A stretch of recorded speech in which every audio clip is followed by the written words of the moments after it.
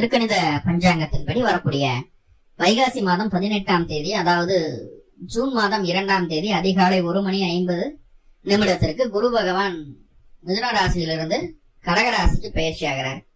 கடகத்துல குரு உச்சம் அடையுது.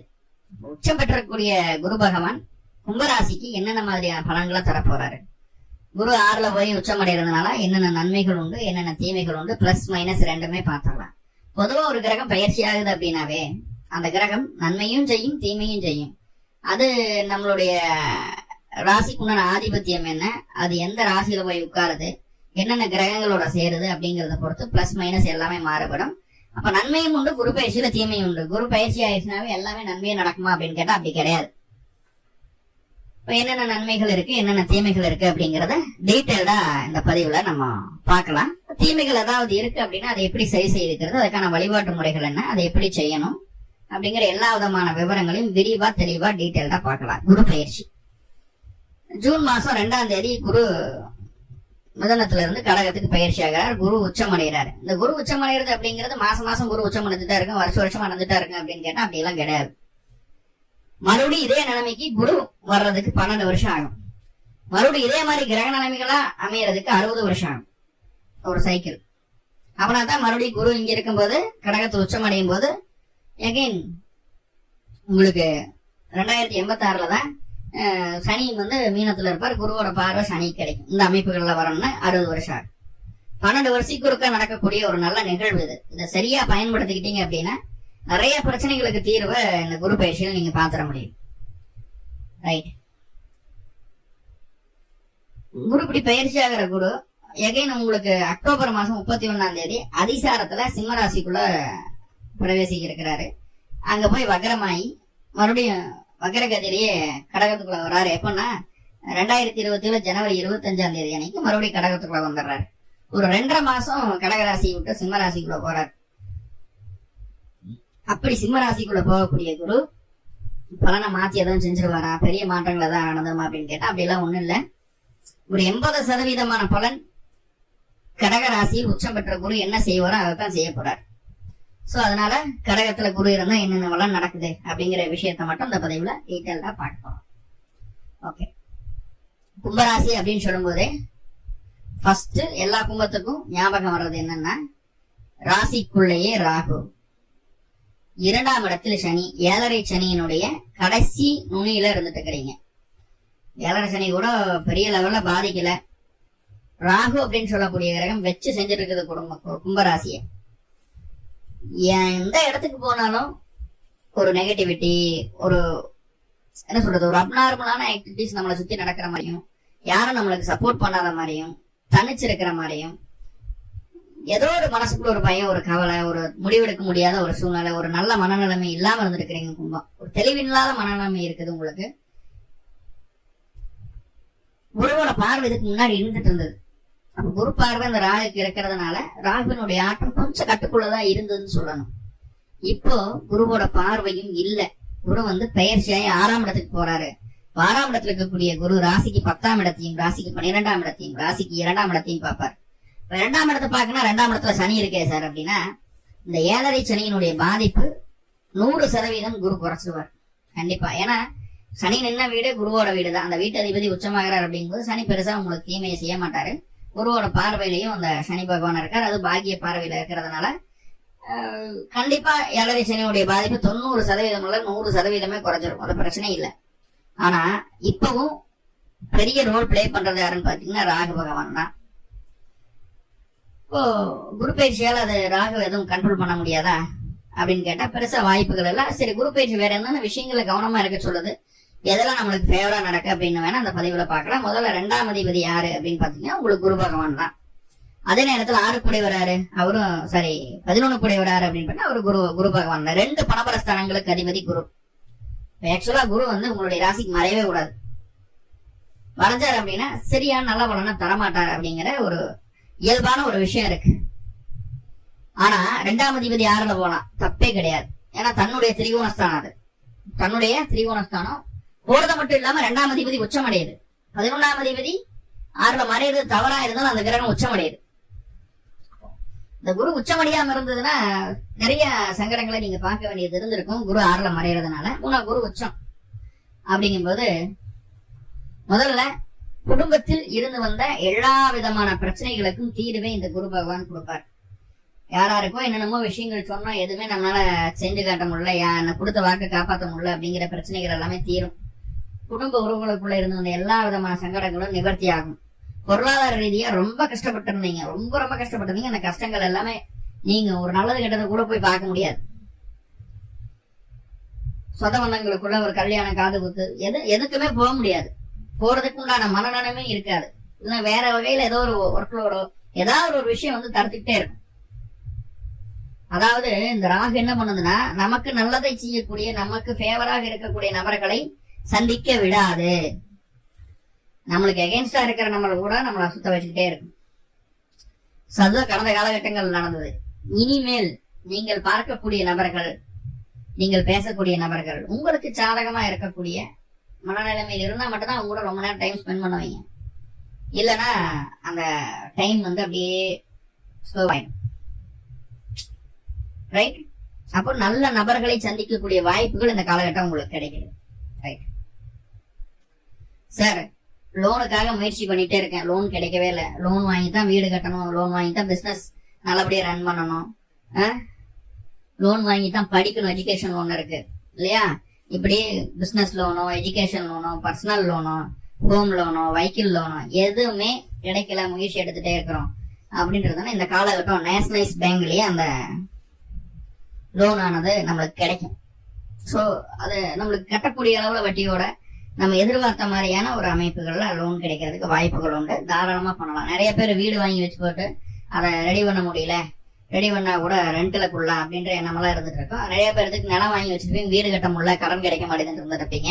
பிசினஸ்ல கொஞ்சம் டவுன் ஆயிருக்கும், பிசினஸ் எப்படியாச்சும் டெவலப் பண்ணணும் அப்படிங்கிறதுக்காக முயற்சி எடுத்துட்டு இருப்பீங்க.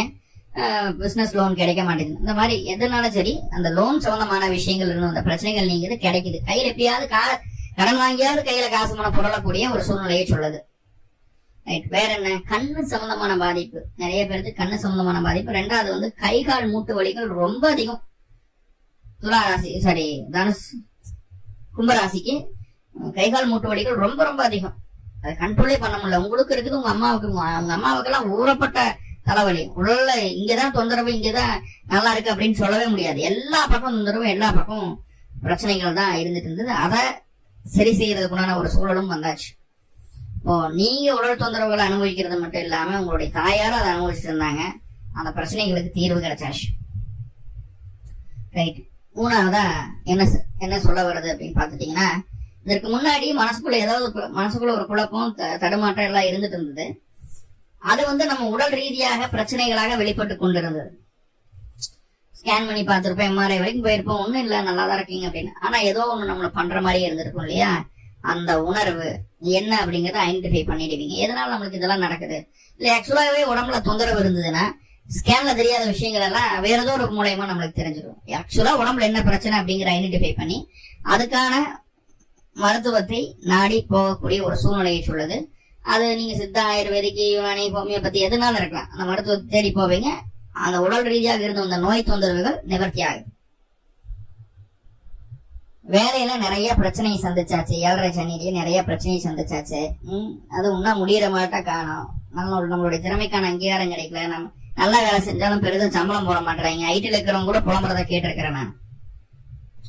ஏன்னா 5 லட்சம் சம்பாதிச்சாலும் அதுக்கு மேல இஎம்ஐ கட்டுற மாதிரி இருக்குது, அதுக்கு மேல லோடு இருந்துட்டே இருக்குது, அந்த காசு பத்தல அப்படின்ற மாதிரியான சில சூழ்நிலையில் சில நபர்கள் கும்பராசிக்காரங்க, சார் எனக்கு வேலை உயருமோன்னு பயமா இருக்குது, வேலை போகாம இருக்கிறதுக்கு என்ன பண்றது, அதை சொல்லுங்க, முதல்ல அந்த சாமியை போய் முதல்ல கும்பிடுறேன் அப்படின்லாம் கேட்கறாங்க. இப்போ அந்த அளவுக்கு அழுத்தங்கள் எல்லாம் இருந்தது இல்லையா? இனிமேல் அந்த வேலை சம்பந்தமான விஷயங்கள் அழுத்தங்கள் இருக்காது, ஃப்ரீயா இருப்பீங்க. யாரெல்லாம் உங்களுக்கு வேலையில இதுக்கு முன்னாடி எதிர்ப்புகளை காட்டினாங்களோ அவங்க எல்லாம் யாரு என்ன ஏதுங்கிறதெல்லாம் தெளிவா தெரிஞ்சுக்குவீங்க. கூட இருந்து குளிப்பிடிச்ச நபர் யாரு, எதிரிகள் யாரு, நண்பர்கள் யாரு, நல்ல வழக்கம் இருக்கக்கூடிய நபர்கள் யாரு, கெட்ட வழக்கம் இருக்கக்கூடிய நபர்கள் யாரு, நம்மள அந்த கெட்ட வழக்கத்துக்குள்ள இழுக்கக்கூடிய நபர்கள் யாரு, எல்லாத்தையும் ஐடென்டிஃபை பண்ணிக்குவீங்க. நல்ல நபர்களோட சேரத்துக்குள்ள சூழலையும் அது ஏற்படுத்திடுச்சு. வேலை இல்லைன்னு சிரமப்பட்டு இருக்கக்கூடிய கும்பராசி என்பவர்களுக்கு நல்லபடியான ஒரு வேலையை ஏற்படுத்தி தந்துடுது. வேலை கிடைச்சிருது, நோய் தொந்தரவு நீங்குது. வெளிநாடு வெளிமாநில பயணத்திற்காக முயற்சி பண்ணிட்டு இருக்கீங்க, வேலைக்காகவோ படிப்புக்காகவோ தொழிலுக்காகவோ எதுக்குனாலும் சரி வெளியில போகணும் முயற்சி பண்ணிட்டு இருக்கீங்கன்னா அதுக்கான சரியான நேரம் இதுதான். சரியா முயற்சி பண்ணீங்கன்னா இந்த குரு அப்படின்னு சொல்லக்கூடிய இருக்கும் அதிசாரத்துல சிம்மத்துக்குள்ள போறதுக்குள்ள நீங்க வெளியில போயிருவீங்க. அப்புறம் அப்படி ஒரு நல்ல சூழ்நிலை இருக்குது. ரைட். இந்த காலகட்டம் எதிர்ப்புகளும் அதிகரிக்கும், அதுல மாற்றமே இல்லை. எதிர்ப்புகளும் அதிகரிக்கும். யாரெல்லாம் எதிரிகளா வருவாங்க? சுண்டகாபசன்லாம் வரமாட்டாங்க. நம்மள கீழே இருக்கிற ஆளுங்க எல்லாம் நம்ம ஈஸியா நம்ம ஜெயிச்சிடலாம் நம்ம நினைக்கிற யாரா இருந்தாலும் அவங்க எதிரிகளும் நமக்கு வரமாட்டாங்க. வேற எப்படி? அரசியல்வாதிகள், அரசியல் தலைவர்கள், ஒரு கம்பெனில ஒர்க் பண்ணிட்டு இருக்கா, ஜெனரல் மேனேஜர் எதிரியா வருவான், டீம் லீடர் கூட வருவாங்க, ஜெனரல் மேனேஜர் எதிரியா வருவாங்க. அப்படி அந்த பெரிய இடத்துல பெரிய போஸ்டிங்ல நல்ல ஒரு மெஜஸ்டிக்கா இருக்கக்கூடிய நபர்கள் தான் நம்மளுக்கு எதிரியா வருவாங்க. அப்போ அந்த எதிர்ப்பை அக்செப்ட் பண்ணிட்டு அதை நோக்கி பயணிச்சீங்க அப்படின்னா வெற்றி உங்கள் பக்கம் தான். எதிரிகளை ஜெயிக்க முடியும். உங்களுடைய தகுதி நிலை எதிரிகளை ஜெயிப்பதால் உயர்கிறது. உங்களை நீங்கள் உயர்த்திக் கொள்வதற்காகவே அந்த எதிர்ப்புகள் உங்களை நோக்கி வருகிறது அப்படிங்கறதுல என்ன மாற்றுக்கிறது கிடமில்ல. அதை நீங்க சரியா மைண்ட்ல ஏத்திக்கீங்க. ரைட். தாய்மாமனுடைய உடல் ஆரோக்கியம் படிப்படியா மேன்மையடையும், அவங்களும் நல்லபடியாவே இருப்பாங்க. அவங்களுக்கு உடல் ரீதியாகவும் மன ரீதியாகவும் இருந்த பிரச்சனைகள் சரியாகுது. தாய் வழி உறவுகளும் உங்களுக்கு சாதகமாக இருக்கிறார்கள் அப்படிங்கிறது ஒரு கூடுதல் நன்மைதான். ரைட். இப்போ குரு பகவான் தொழிற்ஸ்தானத்தை பாக்குறதுனால தொழில இதுவரைக்கும் இருந்த எல்லா பிரச்சனைகளும் நீங்கும். வருமான ரீதியாக இருந்த அந்த தடைகள் நீங்கும். தொழில நிறைய கிளைண்ட்ஸ் கிடைப்பாங்க, நிறைய ஆஃபர்ஸ் கிடைக்கும்.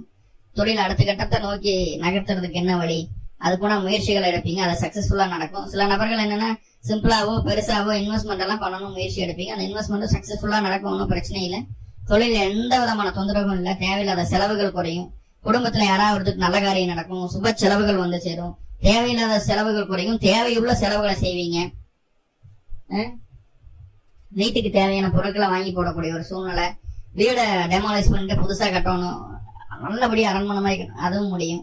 இரவு நேரம் முதல்ல நல்லா தூக்கம் வரும், ரிலாக்ஸ்டா இருப்பீங்க, கைகால் மூட்டு வலி எல்லாம் ஃப்ரீயா ரிலாக்ஸ்டா இருப்பீங்க. மனசுக்குள்ள அந்த பதட்டமே இருக்காது, தெளிவு இருக்கும்.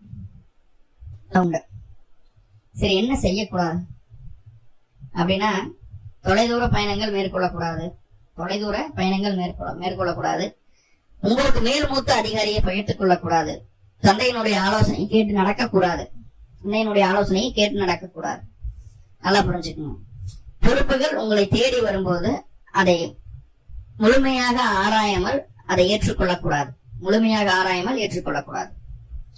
ரைட். எது பண்ணாலும் ஃபைனலா நான் ஜெயிச்சிருவேன் அப்படிங்கிற ஓவர் கான்பிடன்ட் அந்த மாசம் ஆகாது. பாலிய நண்பர்களோ சித்தப்பாவோ அல்லது மூத்த சகோதரமோ உங்களுக்கு சாதகமா இருப்பது போல் நடிப்பார்கள். அதை தெளிவாக கவனித்து அவர்களிடமிருந்து விலகி இருப்பது நன்மை. அவர்களிடமிருந்து விலகி இருப்பது நன்மை. மூணாவதா, யார் என்ன சொன்னாலும் நான் கேட்க மாட்டேன் அப்படின்னு சொல்லி தேவையில்லாத பிடிவாதத்தை குறைச்சுக்கணும். அதே நேரத்துல அந்த நேரத்துக்கு என்ன செய்யணும் அப்படிங்கிற ஒரு விஷயம் இருக்கு இல்லையா, அதை சரியா செஞ்சிடணும். அசால்ட்டு காட்டக்கூடாது. எந்த இடத்துலயும் அசால்ட் அப்படிங்கிறது இருக்கவே கூடாது. ஒரு 6ல மறைஞ்சிருக்கிறாரு, உச்சமா இருக்குதானா 11ஆம் அதிபதி 6ல உச்சமிட்டு இருக்கக்கூடிய ஒரு சூழ்நிலையில அசால்ட் மட்டும் காட்டினீங்க, லெதார்ஜிக்கா இருந்தீங்கன்னா எதுவுமே உங்களால செய்ய முடியாது. எல்லாமே உங்களுக்கு எகென்ஸ்டா மாறிடும். லெதார்ஜிக்கா மட்டும் இருக்காதீங்க போதும். சோ இதெல்லாம் செய்யக்கூடாது அப்படிங்கிறது. நிறைய பாசிட்டிவ் இருக்கு, சின்ன சின்ன நெகட்டிவ் இருக்கு இல்லையா. நெகட்டிவா பாசிட்டிவா மாத்திக்கிறதுக்கு ஏதாவது வழி இருக்கான்னா கண்டிப்பா உண்டு. வீட்டு பக்கத்துல இருக்கக்கூடிய பைரவர் கோயிலுக்கு சனிக்கிழமை நாள் போங்க. அவருக்கு கொஞ்சம் தேன் ஒரு சின்ன பாட்டில் வாங்கி கொடுங்க, 2 நல்லெண்ணெய் தீபம் போட்டு வழிபாடு பண்ணிட்டு வாங்க. குருவால் ஏற்படக்கூடிய எல்லா வித நன்மைகளும் 2 மடங்காக கிடைக்கும். ஏற்படக்கூடிய பாதிப்புகள் இல்லாமல் போகும். மேலும் கும்பராசி என்பவர்களுக்கு எல்லா விதமான நன்மைகளும் கிடைக்கணும்னு சொல்லி எல்லாம் பல பரம்பொருளை பிரார்த்தனை பண்ணிட்டு இந்த பதிவை முடிச்சுக்கிறேன். நன்றி நண்பர்கள். நன்றி. வாழ்வளமுடன். திருச்சிற்றம்பலம்.